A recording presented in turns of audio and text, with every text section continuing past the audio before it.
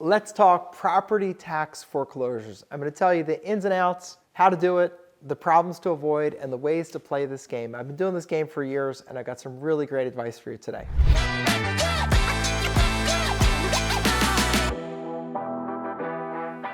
So first of all, what is a property tax foreclosure? That's when someone doesn't pay their real estate taxes, typically for 3 or 4 years. Then the property, meaning the real estate, is going to be foreclosed by the local government and sold at an auction to the highest bidder. And typically the highest bidder is only paying 3 to 4 years worth of taxes, penalties and interest, which is a small percentage of the value of the house, probably 15 to maybe 20% of the value of the house. So you can pick up great deals because the bidding starts at the amount of taxes that are owed. And let's just take like a prototypical house in America, about $400,000 house. Well, if they owe 20% of the home value in taxes, they'd owe $80,000 in taxes. That's a big bill. Maybe really difficult for anybody to pay that money because not only did they have the principal, but also the accumulated interest and penalties, which is really brutal. So super high. But the bidding starts at $80,000. So, if you were the only one at the auction, you would get the property for $80,000 and own it free and clear of mortgages and liens. But of course, usually there are other bidders there. It's more common for the properties to go for 70 to 80% of the after repaired value minus the fix-up cost. So let's say the house didn't need any work. Just keep the math simple. $400,000 house, probably going to go at the auction if it's a nice house, probably for 80%, so $320,000. So for the buyer at the sale, they picked up a good bargain, $320,000 for a $400,000 house. That's good, right? And bidders will take into account any repairs that are needed, and they'll deduct that. So you can get a good bargain with a decent margin. So that's sort of the appeal of it. Now the challenges, what are they? Well, first of all, these sale lists are put out typically 30 to 45 days prior to the auction. And a lot of people scramble at the last minute to address this tax problem. They may file a bankruptcy to forestall the sale. They might bug their friends and family and get some money together. They might get some partial money together and get a payment plan with the county. So they'll do whatever they can to try to address the problem. So the way that impacts you as a buyer at these sales is that if the list has, the list I used to go and buy at had about 1,500 properties for sale advertised. At the end of the day, we'd have maybe 20 or 30 that we actually would want to bid on. So there's a big difference between 1,500 properties and 20 to 30. And I have to figure out which ones I want to bid on within the time frame after the sale list is published, which is again 30 to 45 days in advance. So there's a lot of that. Also, you could look at a lot of properties that never get sold because the majority of them don't get sold. So you have to have a plan. And what I used to do is I would pick 3 zip codes and I would just do those zip codes completely. So whatever my 3 zip codes are, I would look at the list and only look at those properties. Because when properties are within a zip code, it's pretty easy to get between them. There's like one on this block, one on that block, 1¼ mile this way, 1¼ mile that way. And I could cover a lot more properties. If you're trying to cover a whole county, really tough to do because usually these sales are held at county level and just you can drive and drive and drive and not see enough properties. So what I would do is just focus on one geographic area. It was also helpful because I got to know the home values in those areas. Like I would check, hey, what did that house sell for? Oh, that house is for sale. What are they asking for it? And I could dial in pretty quickly what houses went for in that area, which needs to be because when you're looking at 1,500 properties and being able to bid on 40 or 50 of them, you have to really quickly know what places are worth, what they're going for. And when you focus on a geographic area, that can help you.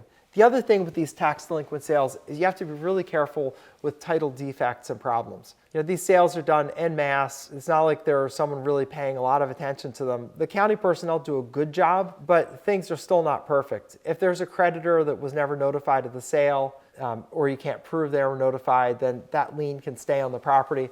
So it's common to have title issues to work through. Now, usually you can work through them, but it's not uncommon. Also, you need to make sure you do research on whatever state you might operate in because each state has its own set of state laws that control this. For example, in Pennsylvania, which is an unusual state, in Pennsylvania, they have a September tax sale where properties come subject to liens and mortgages. So if there's a lien or mortgage on there, then that comes with the property. And I've seen people bid at those sales where they think they picked up this amazing bargain. They'll get like a $300,000 house. They get it for $50,000. They're just like looking around like, Why didn't anybody else bid on this? This is amazing. Oh my God, this is so fantastic. Well, they're going to find out later that that property had a mortgage on it that might take up the entire value of the property. And because the mortgage was either never notified, or if it was in Pennsylvania, they're going to find out, oh, these sales don't wipe out mortgages in Pennsylvania, at least not at the September upset sale.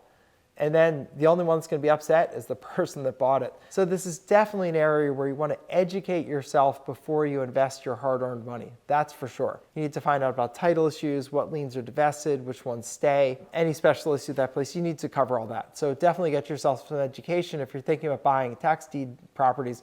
And also consider, some of the ancillary businesses to this. And I'll give you two of them. One is there are tax lien sales. Tax liens are really a financial investment where you invest some money. It's very passive. When the person pays the taxes and the interest and penalty, you get that. It can be a really nice investment. You're not going to get real estate from it, but you can get high yields on capital you have invested. That's one. Second one that I do is called overages. Overages is a really interesting business where we help people that have had their house sold out from under them, and we help them get back money that's left over from the sale. You might ask, how could there be money left over and all that? And if you want to get into those details, I recorded a video where I, in about 10 minutes, go through the overages business and show that to you. That's my main business these days. I still have real estate investments. I still have rentals and things like that. But I've chosen overages as my main path because it's, number one, very low cost to get into. Number two, low cost to do any deal. I don't have to borrow money or go into any debt. And number three, I get to make great money while I'm helping people. Because that's the biggest thing. This is a helping business where you're taking someone who's lost their home, lost their hope, very sad, and we're helping them get back money they otherwise would have just lost because they don't know about it. So I give you all those details in the intro video. So if you want to go watch the overages video, up above my left-hand shoulder, there should be a link to that video. If that appears, great, click on it. Some browsers don't support it. If it doesn't support it, just look down below and you'll see a link to the video there. Go over to that 10-minute talk I give on overages. You'll learn all about them. You'll get a feel for if this is something right for you. And if it is, then you should definitely take the next step, which is I have a longer 90-minute presentation where I really drill into the details of this business. It's a great business where you help people in a powerful and tremendous way, and you make great money for yourself. And really, what could be better than that? Than making money and helping people is pretty much the two best things you could possibly do. And it's a way to have a sustainable business. Also, this is not a business that's going to get replaced by AI. Many businesses are being impacted by AI. Even my law practice is being impacted by AI. Now, the way that's working, you don't have an AI lawyer yet. You don't have AI the barrister. But what you do have is lawyers becoming much, much more productive because they can get more done because of AI. So AI is interfering with everything. Some jobs just eliminating. It's amazing. This is not that, because the overages business is a people-to-people business. It's getting someone to trust you and say, you know what, I'll hire you to work for me, hopefully get this money back, and then we'll both get a big windfall if we get it. And if we don't, at least I didn't lose anything. So that's the way that's working. So I really think there are some amazing opportunities. And if you want to know more about buying properties at tax deed sales, definitely look around for some courses on it. I have a good friend of mine that puts out an amazing course on it. Matter of fact, now I think about it, there's a link down below. You can click on my interview with Tony. That video is really good at showcasing this really interesting niche way of buying properties and buying tax liens that my friend Tony came up with, where you're buying them where there's no competition. You're literally getting houses for the taxes that are owed, and it's leisurely. You can do it at your leisure because there are just lists of properties with prices for sale. You pick out the ones you want, you write them a check, and they give them to you. It is an amazing way to do the business. So if you want to know more about that, just click on the link below and watch my interview with Tony. He's got a really novel way of doing it. It's what I wish I knew when I first started in the tax overages business and the tax foreclosure business, which my first business was buying properties at tax deed auctions. And I wish I knew what Tony teaches back then, because this is really powerful. It is one of the most brilliant systems I've ever seen. Super low risk, super high profit, and really great. So it's been really wonderful being with you here today. Hope you found this useful. If you did, give it a thumbs up, because I know you want more like this. And if you want more videos and you want to be alerted when videos come up, then subscribe to the channel. And I'm always talking about tax liens, tax deeds, overages, and entrepreneurial ventures in general, because that's what interests me. So if you like it, subscribe. And feel free to put any comments or questions down below. I'll get to them as I can. And in closing, thank you for being here with me today.